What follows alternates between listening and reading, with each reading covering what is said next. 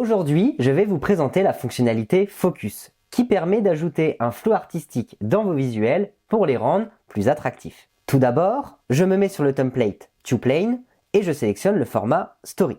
Voilà. Pour vous expliquer la fonctionnalité, je vais mettre un produit 3 fois dans ma scène. Par exemple, ce pot de crème.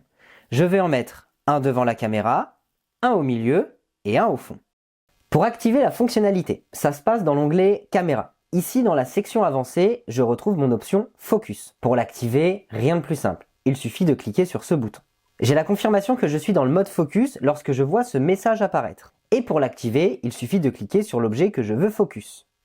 On va commencer par celui qui est le plus proche de la caméra. Comme vous pouvez le voir, dès que j'ai cliqué, cet objet dans la vue de travail est net et les deux autres sont devenus plus flous. De même sur l'aperçu.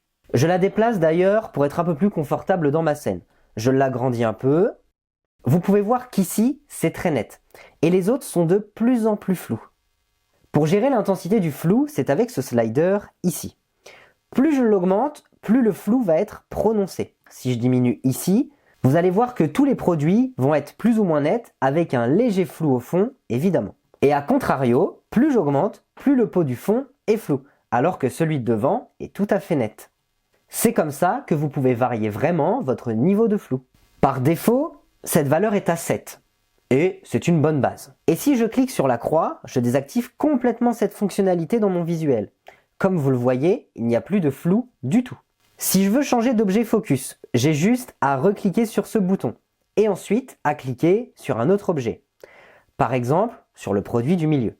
Vous voyez que l'objet devant la caméra est devenu un peu plus flou. Pareil pour le pot du fond, alors que le pot du milieu est parfaitement net. Et hop, pareil si je clique sur le pot du fond.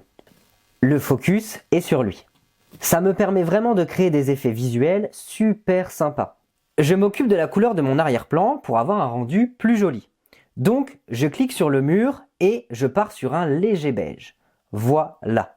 Je vais copier ce code couleur et on va le mettre sur le sol aussi. Hop, copier, je clique sur le sol, coller. Parfait. Donc, juste avec ce que je vous ai montré, vous pouvez créer des super visuels. Maintenant, je vais vous montrer un peu plus en détail jusqu'où vous pouvez aller avec le focus. Donc, je désactive bien l'effet de focus. Je supprime mes produits pour n'en garder qu'un. Je le rapproche de la caméra, je l'agrandis avec l'outil Scale, je le penche avec le Tilt et le tourne donc pour avoir une vue un peu originale de mon produit. Et pour vous montrer qu'on peut choisir l'endroit sur l'objet où on veut focus. Voilà, donc je retourne dans l'onglet Caméra. Et là, je vais cliquer sur l'option Focus. Et en fait, là où je vais cliquer sur mon objet, c'est là que le focus va se faire. Par exemple, si je clique tout en haut ici de mon objet, vous allez voir que c'est le logo de ce produit qui va être net. Et le reste de l'écriture va être légèrement flou.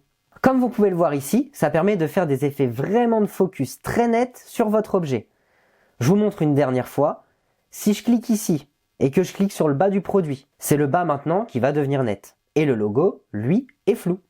Voilà pour la petite précision. Tuto terminé.